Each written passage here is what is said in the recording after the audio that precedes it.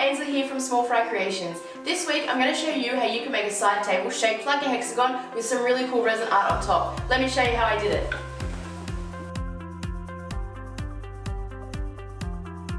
This project starts off at the end of another one, really. I recently made this coffee table for the Modern Maker podcast One Sheet Plywood Challenge, and in completing this table I was left with a chunk of plywood that I didn't really want to go to waste. The plywood piece was made up of 3 sheets of 12mm plywood glued together. I've had this design in the bank for a little while, but I thought this would be the perfect opportunity to bust it out. My first step was to cut pieces that would make up the base. I set my table saw to 30mm and cut a couple of strips. I could then move over to the miter saw.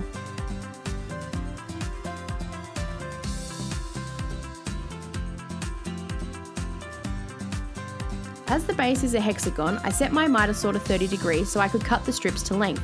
Now it's important to note here that the base will dictate the size of your table, so you can make yours whatever size you like. To be able to get everything out of the pieces I had, I cut mine to 225mm. The main thing to remember here is that all pieces must be the same size. To ensure mine came out the same size, I clamped a piece of plywood to my miter saw to act as my stop block. In regards to the direction of your angles, you want them to be like a picture frame so that the angles are running in towards each other. This means that you'll need to flip your piece after each cut. When it comes to gluing up the hexagon, the best clamp is a band clamp, but you could always use my favourite blue painter's tape. If all your pieces are the same length, this glue up should be stress-free.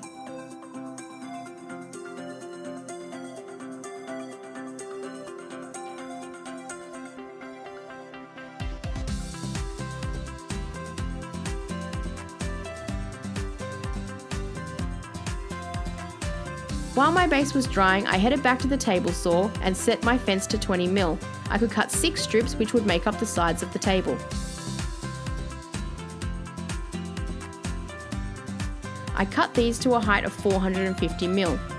I based my measurement off wanting a finished height of the table to be 500mm, so I had to take into account the base and the top.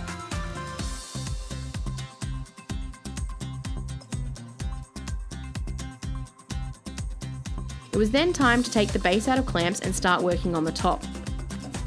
Now you can really do whatever you like here. I'm really into resin at the moment and I wanted to create an artwork for the top, so I needed to cut my top out of MDF.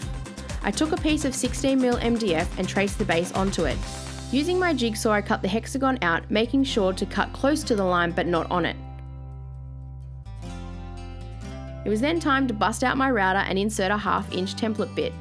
This is a fantastic router bit as it will ensure that the top is exactly the same size as the base.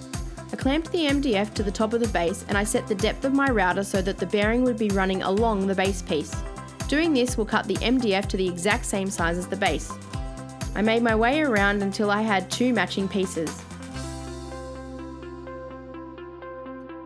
I could then sand the base and the sides up to 220 grit. This will just be easier than when I have everything glued up. When it came to attaching the sides to the base, I found that the best method was to take a side piece and put it in place on the base and trace around it. This then gave me markings and I knew where I needed to pre-drill. I used a Forstner bit to countersink my screws as I could plug these with dowels later. I then clamped my hexagon to the workbench and I glued and clamped my side pieces into place. I used my set square to ensure the sides stayed straight as I continued to pre-drill into the side pieces and then drove in 2 2-inch screws. I continued this process around until I had all the side pieces into place. I put my base aside and I turned my attention to the resin art top. Now I won't go into detail about resin, but if you want a more in-depth explanation, I'll put some links in the description below to the videos I have made in the past where I go into detail. The colour scheme I went with was black, white and metallic blue. Now I think I'm just going to sit back for a minute, turn up the music and let you enjoy the creative experience.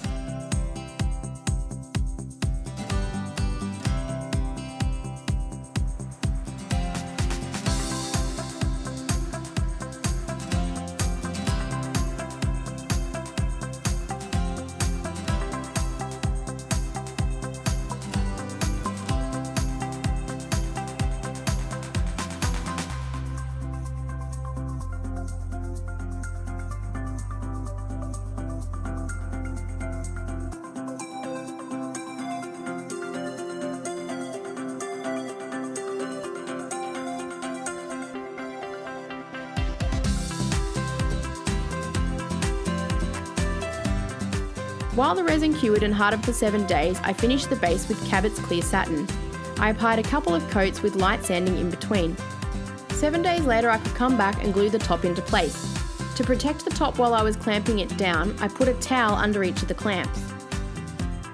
It was then time to call this project done, sit back and enjoy it.